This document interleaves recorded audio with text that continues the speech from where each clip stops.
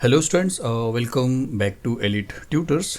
चलिए इस वीडियो में हम शुरू करने वाले हैं मराठी का पाठ क्रमांक चौथा, जिसका नाम है उपास और जिसके राइटर हैं पु.ल. देशपांडे। तो चलिए शुरू करते हैं पाठ में डायरेक्टली। और इसमें टोटल 4 पार्ट्स है स्टूडेंट्स, क्योंकि लेसन काफ़ी बड़ा है इसलिए 4 पार्ट्स में इसको डिवाइड किया है। फर्स्ट पार्ट आप देखने वाले हो आज। तो चलिए शुरू करते हैं। तो क्या लिखा देखिए, माझा खाजगी उपोषणाची हकीकत चाळीत जाहीर झाली। तो राइटर बोलते हैं कि मेरा जो खाजगी उपोषण था उसका जो हकीकत था वो पूरे चौल में जाहिर हो गया। जाहिर का मतलब सबको पता चल गया। तो खाजगी का मतलब क्या है? खाजगी मतलब व्यक्तिक, मतलब अपना पर्सनल। मतलब राइटर ने खुद सोचा था कि मुझे उपवास रखना है। उपोषण मतलब उपवास रखना है, फास्टिंग रखना है, खाना नहीं खाना है, मतलब थोड़ा अपना वज़न को कम करना है। ये राइटर ने खुद सोचा था, लेकिन उसके पीछे कुछ अलग हकीकत है। ऐसा बाकी के चौल के लोगों को पता चला कि नहीं, उसका वो पर्सनल उपोषण नहीं है।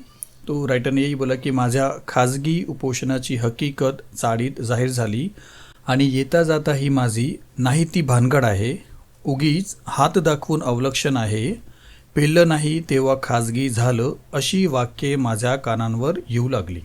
मतलब राइटर बोलता है इसे बहुत सारे जो वाक्य हैं मेरे कानों पे सुनाई देने पड़ने लगी। मतलब मैं जब भी आता जाता था अपने घर पे, अपने एरिया में, तो मुझे ऐसी ऐसी बातें लोगों की सुनाई देती थी। कैसी कैसी? नाही ती भानगड आहे, नाही ती भानगड आहे। भानगड का मतलब लफड़ा, मतलब नहीं कुछ भी, वो सब नाटक है, ऐसा लोगों ने बोलना चालू किया कि नहीं वो सब फालतू उसका लफड़ा है, नाटक है। फिर किसी ने बोला कि हाथ दाखवून अवलक्षण आहे। किसी ने बोला कि देखिए, हात दाखवून अवलक्षण का मतलब क्या होता है कि आपण होऊन संकट ओढवून घेणे, मतलब खुद से खुद ही अपने ऊपर मुसीबत ले लेना। मतलब किसी ने बोला फालतू है, खुद ही फंस गया ना, खुद ही ले लिया, अपने ऊपर ही मुसीबत ले लिया, खुद ही मतलब अपने आप को खुद ही एक मुसीबत में डाल दिया। ऐसा लोगों ने बोलना शुरू किया। किसी ने बोला कि नहीं फालतू में सब उसका नाटक है। किसी ने बोला खुद से ही अपने ऊपर एक संकट ले लिया उसने। फिर किसी ने क्या बोला कि पेललं नाही तेव्हा खाजगी झालं। मतलब किसी ने बोला कि पेललं नाही। देखिए, पेललं नाही का मतलब है कि बर्दाश्त नहीं अगर कर पाता इंसान तो तेव्हा खाजगी झाला। तो उसने बोला कि तब वो खाजगी बन गया। अब इसका मीनिंग तो आपको बताता हूँ। मतलब कैसा था कि इस उपवास को लेके लोगों के अलग अलग विचार थे। किसी को ऐसा लगता था, जो उनके ऑफिस में काम करता था, कि राइटर उपवास होकर भूखे प्यास रहकर बीमार होना चाहते, जिससे उनका बॉस उनको छुट्टी दे दे। कोई सोचता था कि नहीं, पु.ल. देशपांडे ये एक सोशल वर्कर भी हैं, इसके लिए वो हो सकता है कि हमारे सोसाइटी में जो भी प्रॉब्लम है उस प्रॉब्लम को दूर करने के लिए वो उपवास जैसा अनशन होता है वो रख रहे हैं। तो अब क्या हो रहा है कि शायद से वो उनको जम नहीं पा रहा है, वो उनको बहुत कठिन हो रहा है, वो सह नहीं पा रहे। इसके लिए अब उन्होंने क्या बोल दिया कि नहीं, ऐसा कुछ नहीं है, वो मैं अपने लिए कर रहा हूँ। तो लोगों ने टीका करना चालू किया, मतलब एक उनका अपमान करना चालू किया। लोगों ने बोलना चालू किया कि नहीं, अब सहन नहीं कर पा रहे, तो उन्होंने बोल दिया कि ये मेरा पर्सनल उपवास है। तो ऐसे ऐसा थोड़ा बहुत वहाँ पे लोग अपने अपने तरीके से बोल रहे थे। तो किसी ने कुछ कहा, फिर किसी ने कुछ कहा, तो किसी ने बोला कि नहीं, अब वो नहीं उनसे बर्दाश्त हो पा रहा है, तो वो उन्होंने बोला कि ये मेरा खाजगी है। अशी वाक्ये माझा कानांवर येऊ लागली। तो ये सारे वाक्य जब आते जाते थे वो अपने घरों में, उस चौल में, तो उनको ये सारे बातें सुनना पड़ता था। पण मी कोणत्याही टीकेला भीक घालणार नव्हतो। लेकिन राइटर ने क्या बोला कि मैं किसी भी टीकेला, मतलब यहाँ पे अगर देखेंगे तो गुण दोषांचे विवरण, मतलब उनमें क्या अच्छाई है क्या बुराई है, जो आपके लिए कोई बोलता है ना, बोली बोलता है, उसको भीख घालणार नव्हते। मतलब उस पर ध्यान देने वाले नहीं थे। कोई कुछ भी बोले लेकिन मैं उस पर ध्यान देने वाला नहीं था, ऐसा राइटर ने सोचा। जो भी लोग आते जाते उसको बोलते थे, बोली बोलते थे, राइटर ने ये फैसला किया था कि मैं इनके बातों पे ध्यान देने वाला नहीं हूँ। 181 पाउंड, मतलब 181 पाउंड एक यूनिट है स्टूडेंट, जैसा किलोग्राम होता है, लेकिन उससे कम होता है। 1 kg का मतलब है 0.45। 1 kg का मतलब है अप्रोक्सीमेटली, एग्जैक्टली नहीं, 0.45, मतलब आधा kg से भी कम, आधा किलो से भी कम पाउंड, ऐसा समझिए। तो 181 अगर पाउंड की बात करें, अगर उसको आप केजी में कन्वर्ट करोगे तो कुछ 82 किलो होता है। अगर केजी में कन्वर्ट करेंगे 181 पाउंड को, तो 181 पाउंड मतलब 181, मतलब अगर किलोग्राम में आप समझोगे तो 82 केजी।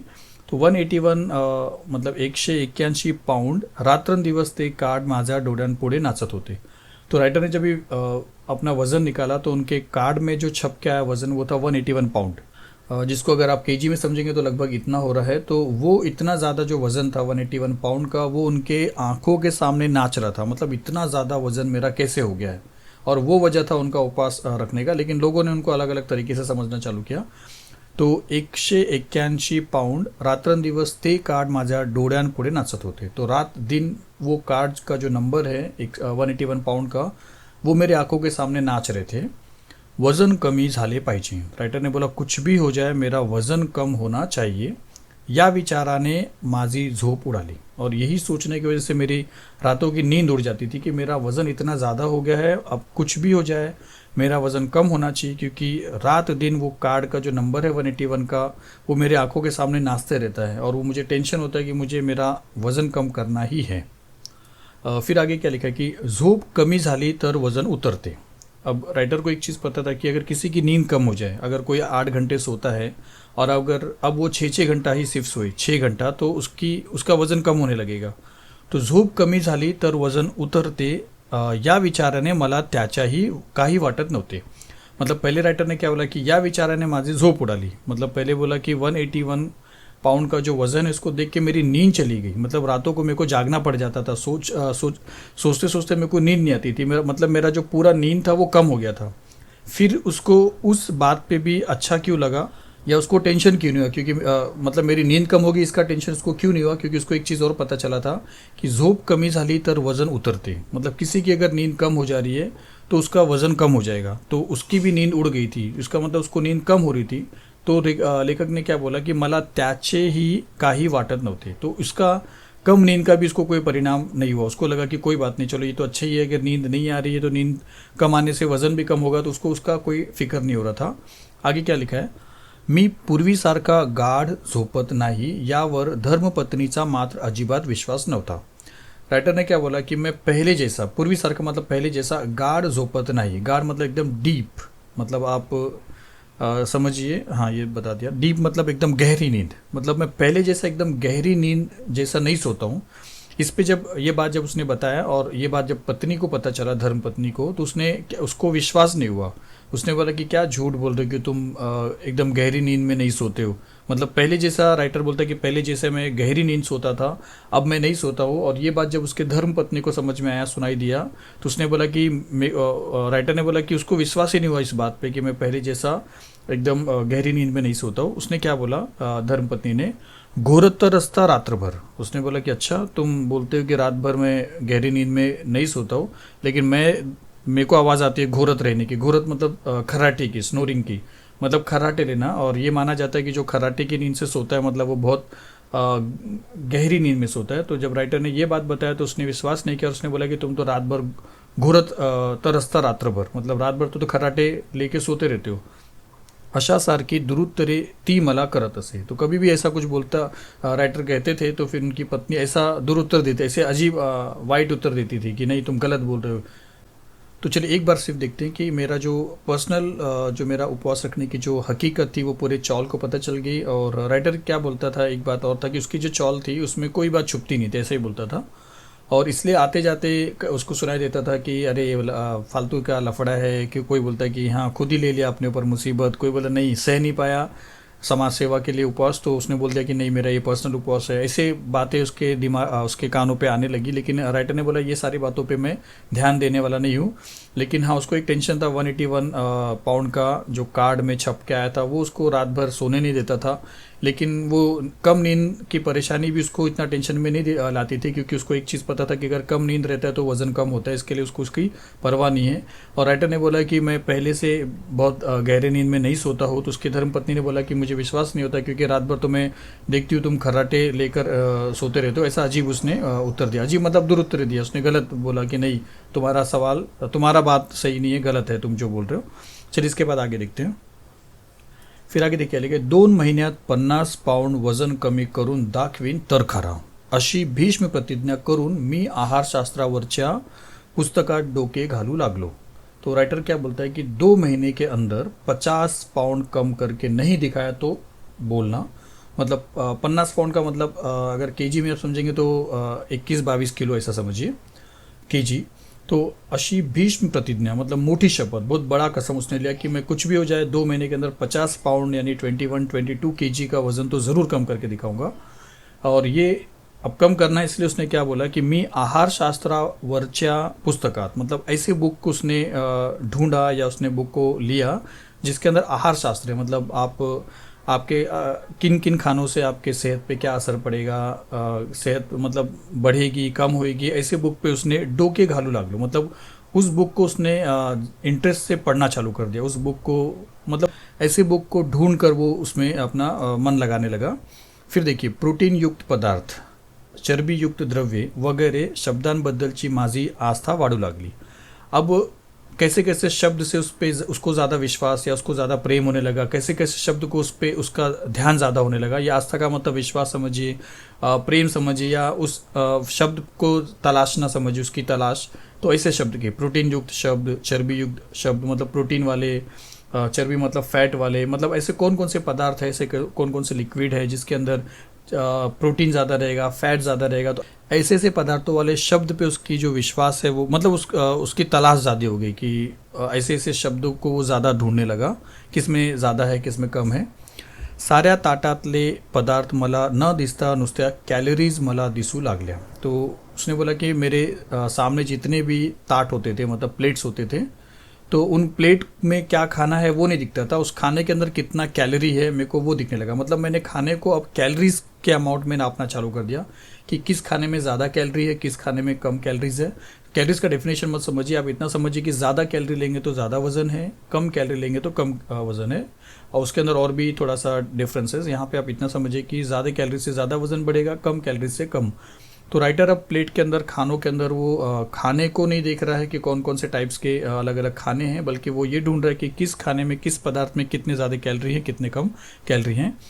आणि आनंदाची गोष्टी अशी, और सबसे अच्छी बात क्या कि वजन उतरवण्याच्या शास्त्रात, मतलब वजन को कम करने के शास्त्र में, मतलब कले में, मतलब वजन को कम करने की क्या क्या कला है उसके उस कले में पारंगत, पारंगत मतलब एकदम निपुण, परफेक्ट, ज़्यादा नॉलेज हासिल किया हुआ इंसान, मतलब जिसको बहुत पता है कि किन किन तरीक़ों से वज़न कम होता है। झालेले तज्ञ, तज्ञ मतलब एक्सपर्ट्स, मतलब वो एक्सपर्ट्स, वो लोग जिनको वज़न कम करने के कले में बहुत ज़्यादा महारत हासिल है, उनको पता है कि क्या किस चीज़ से वज़न कम होगा। मला उन राइटर को रोज़ डजन वारीने भेटू लागले। अब राइटर बोला कि इत्तेफाक से या खुशी की बात ये है, फॉर्चुनेटली क्या होगा कि ऐसे ऐसे लोग मुझे मिलने लगे डजन वारी ने, मतलब डजन मतलब आपको मालूम है 12, लेकिन यहाँ पे समझिए 10, 11, 12 ऐसे लोग उसको मिलने लगे जो इतने एक्सपर्ट्स थे कि वज़न किस तरह कम करते हैं उनको अच्छी तरह पता था। तो वो लोग अपनी अपनी एडवाइस लेके राइटर को मिलना चालू किए, मुलाकात होती लगी कहीं पे भी, चाहे रास्ते में या कहीं पे, तो कुछ ना कुछ सलाह वो लोग देना चालू करती है। फिर आगे देखिए क्या, इतकेच काय, इतना ही नहीं, परंतु ज्या आमच्या चाळीतल्या लोकांनी माझ्या उपासाची अवहेलना केली होती, अवहेलना मतलब अपमान, बहुत लोगों ने अपमान किया ना उसकी कि नहीं ऐसा नहीं, वैसा है, फालतू है, ये है वो है। तो राइटर ने बोला कि इतना ही नहीं, मतलब डजन वारी ने तो बहुत अच्छे अच्छे एक्सपर्ट्स लोग मिलने लगे जिन्होंने एक एक सलाह रखा था, उनको अच्छी तरह पता था कि वज़न किस तरह कम होता। राइटर को उन्होंने टिप्स देना चालू किया।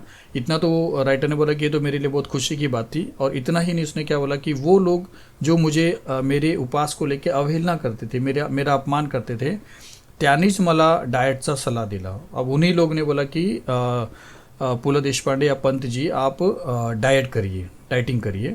उदाहरणार्थ सोकाजी त्रिलोकेकर, तो सबसे पहला उदाहरण दिया कि सोकाजी त्रिलोकेकर जो क्या करते थे, राइटर को अपमान करते थे कि नहीं तो उपवास ऐसा कर रहा वैसा, बहुत सारे मतलब उनको वो टीकाकरण करते थे, ऐसा समझिए। आज वही क्या कर रहे हैं कि उनको सलाह दे रहे हैं कि आपको किस तरह डाइट करना चाहिए।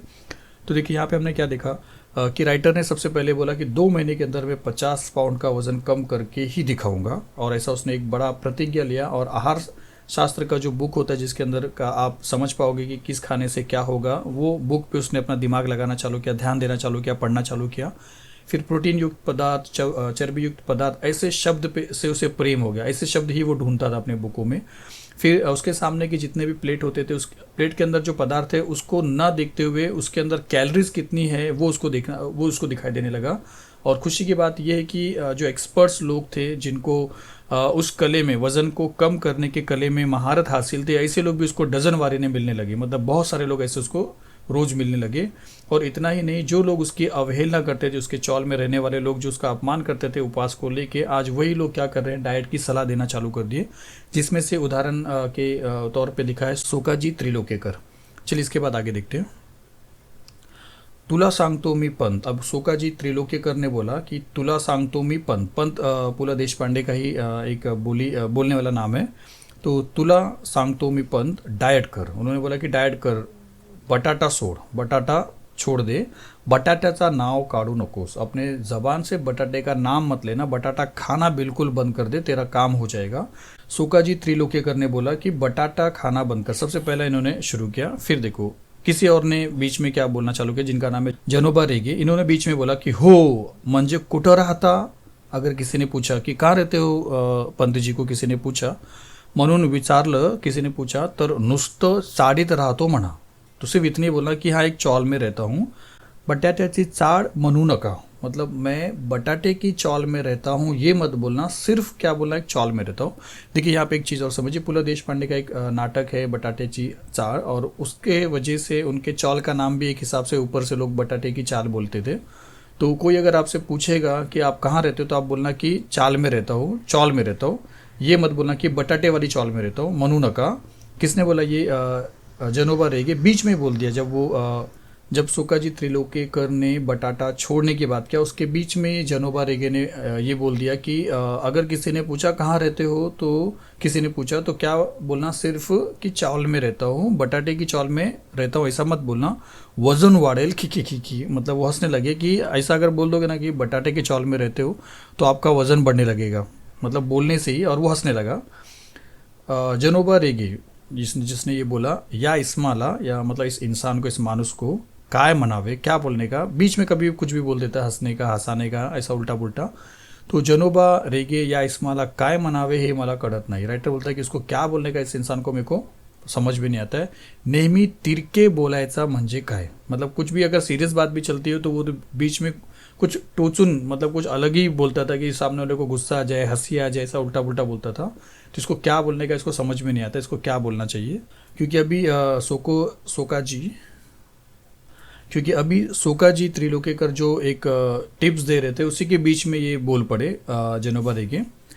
पण सोकाजींनी त्याला परस्पर जामून टाकले। लेकिन सोकाजी के बीच में बोला था तो उन्होंने जामून टाकले, अड़व ने बीच में अड़ा दिया उसको। बोला अच्छा रुक, तेको मैं बताता हूँ, तू बीच में जो बोल दिया है। तो पण सोकाजींनी त्याला परस्पर जामून टाकले और बोला ए इडियट, सगळ्याच गोष्टीत जोक काय मारतोस नेहमी। मतलब ए इडियट, हर गोष्ट में, हर बातों में क्या जोक मारते रहता है हमेशा।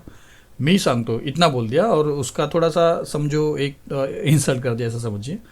मी सांगतो तुला पंत, तू बटाटा छोड़। फिर उन्होंने पंत को बोला, मतलब पुला देशपांडे को, कि बटाटा छोड़, बटाटे से ही सब कुछ प्रॉब्लम हो रहा है, तेरा जो वजन बढ़ा है। मी काय काय सोडले असता माझे वजन घटेल याची यादी बटाट्यापासून सुरू झाली। तो राइटर क्या बोलता है कि मैं क्या क्या छोड़ूं जिसकी वजह से मेरा वजन घटेल, मतलब कम होगा। इसका जो लिस्ट है उस लिस्ट में सबसे पहला शुरू हुआ है बटाटा। मतलब बटाटे को मैंने पहले समझो लिख दिया, या बटाटे मेरे लिस्ट में क्या क्या छोड़ना है, खाने में क्या क्या ख़त्म करना है, उसमें सबसे पहले नंबर पे आ गया तो वो बटाटा आ गया। चलिए इसके आगे देखते हैं। बटाट्याचं ठीक आहे, पण आधी भात सोडा, एक सल्ला। तो किसी ने एक सलाह दिया कि बटाटे का ठीक है, सोका जी ने बोला ठीक है, लेकिन सबसे पहले, आधी मतलब सबसे पहले एक बात बता रहा हूँ, भात सोडा, चावल खाना बंद करो। तो वहीं पे एक जन और खड़े थे, उन्होंने कहा कि भातनं थोडंच लट्ट व्हायला होतं। उसने बोला कि अरे भात खाने से कोई लट्ठ थोड़ी होता है, मोटा थोड़ी होता है, आमच्या कोकणात सगळे भात खातात। उसी इंसान ने बोला, मतलब ये काशीनाथ नाडकर्णी, उन्होंने बोला कि आमच्या कोकणात, हमारे कोंकण में सगळे भात खातात, जितने लोग हैं सब चावल खाते हैं। कुठं आहे लट्ठ, तो किधर है वो लोग मोटे, कोई मोटा नहीं है, तुम्हें डाळ सोडा। काशीनाथ नाडकर्णी ने बोला कि डाळ सोडा, दाल छोड़ो, ये इनका चावल का, इनका बटाटे का मत ध्यान दो, तुम सबसे पहले दाल बंद करो। मुख्य म्हणजे साखर सोडा। किसी ने बोला कि देखो अगर इम्पोर्टेंट चीज़ बताओ ना तो साखर सोडा, शुगर, शक्कर बंद कर दो, तुम्हारा काम हो जाएगा। मी सांगू का, मीठ सोडा। किसी ने बोला कि मैं बताऊँ क्या, नमक बंद कर दो, तुम्हारा सारा काम खत्म हो जाएगा। काम मतलब आपका वज़न कम हो जाएगा। फिर किसी ने बोला लोणी तूप सोडा, मतलब बटर खाना बंद करो, घी खाना बंद करो, एका आठवड्यात 10 पाउंड वजन घटलं नाही तर नाव बदलेन। उसने तो यहाँ तक चैलेंज दिया कि अगर एक हफ्ते में तुम्हारा 10 पाउंड का वजन अगर कम नहीं हुआ ना तो मैं अपना नाम बदल दूंगा। 10 पाउंड आपको मालूम है आधा करीब 5 किलो, और थोड़ा कम कर लीजिए, 4-4.5 किलो ऐसा समझिए।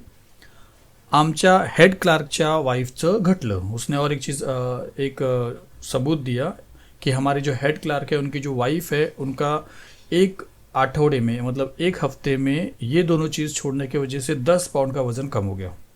तो किसी ने क्या बोला कि शक्कर खाना बंद करो। सबसे पहले देखो बटाटे का ठीक है बोल के एक ने बोला कि आप चावल खाना बंद करो। उसी पे काशीनाथ नाडकर्णी ने क्या बोला कि अरे चावल से कोई मोटा थोड़ी होता है, हमारे कोकर में सब लोग चावल खाते हैं, कोई मोटा थोड़ी कोई मतलब जाड़ा थोड़ी है, मोटा थोड़ी है सब। तुम अगर बात कुछ मानते हो तो दाल खाना बंद कर दो। फिर किसी ने बोला कि नहीं मेन तो शुगर है, शक्कर है। किसी बोला मैं बोलूँ नमक खाना बंद करो, तो इन्होंने बोला कि लोणी और तूप बंद करो। इन्होंने वो भी बता दिया, अपना एक चैलेंज भी कर लिया कि अगर 10 पाउंड अगर वजन तुम्हारा कम नहीं हुआ तो मैं अपना नाम बदल दूंगा, क्योंकि हमारी जो हेड क्लार्क है उनकी वाइफ जो है उनका ऐसा हुआ है। फिर बाबू काका जो थे उन्होंने कहा कि तेल आणि तळलेले पदार्थ आदि सोडा। उन्होंने बोला कि सबसे पहले तुम एक काम करो, तेल खाना और तला हुआ जो पदार्थ होता है उसको खाना बंद करो। दिवसा झोपणं सोडा। किसी ने बोला कि अरे दिन में जो सोते हो ना उसको बंद कर दो। खरं म्हणजे पत्ते खेळायचं सोडा। किसी ने बोला सच बोलूँ तो तुम पत्ते खेलना बंद कर दो, ताश जो खेलते उसको, प्लेइंग कार्ड जो खेलते उसको बंद कर दो। क्यों ऐसा बोला? बसून बसून वजन बढ़तं। उसने बोला कि बैठे बैठे इंसान का वजन बढ़ जाता है। सब एक से एक टिप्स दे रहे उसको। मी मात्र या सर्व जनांचे ऐकून, तो राइटर बोलता है कि मैं सिर्फ क्या कर रहा था, सबकी बातें सुन रहा था। तो मी मात्र या सर्व जनांचे ऐकून मनाचे करायचे ठरवले होते। मैंने ये पक्का कर लिया था कि मैं जो मेरा मन करेगा वही करूँगा। तो मैंने सिर्फ क्या किया, सबकी बातों को सुनना चालू किया, लेकिन सोचा कि करूँगा वही जो मेरा मन करेगा। पहिला उपाय म्हणून मी आहार परिवर्तन शुरू केले। तो राइटर ने बोला कि सबसे पहला जो उपाय मैंने निकाला, एक रास्ता निकाला, वो ये था कि मैं आहार में परिवर्तन करूँगा। मतलब क्या मुझे खाना है, क्या नहीं खाना है, कितने टाइम खाना है, कितने टाइम नहीं खाना, मैं वो फिक्स करूँगा। तो ये राइटर का था। चलिए पार्ट 1 में हम इतना ही देखेंगे। इसके अगले पार्ट में हम देखेंगे एक पेज पूरा। इसी तरह चारों पेज को कोशिश करूँगा कि 4 पार्ट में कंप्लीट करें। अगर कुछ आगे पीछे हुआ तो प्लीज़ उसके लिए सॉरी रहेगा। चलिए मिलते हैं नेक्स्ट वीडियो में। Thank you very much.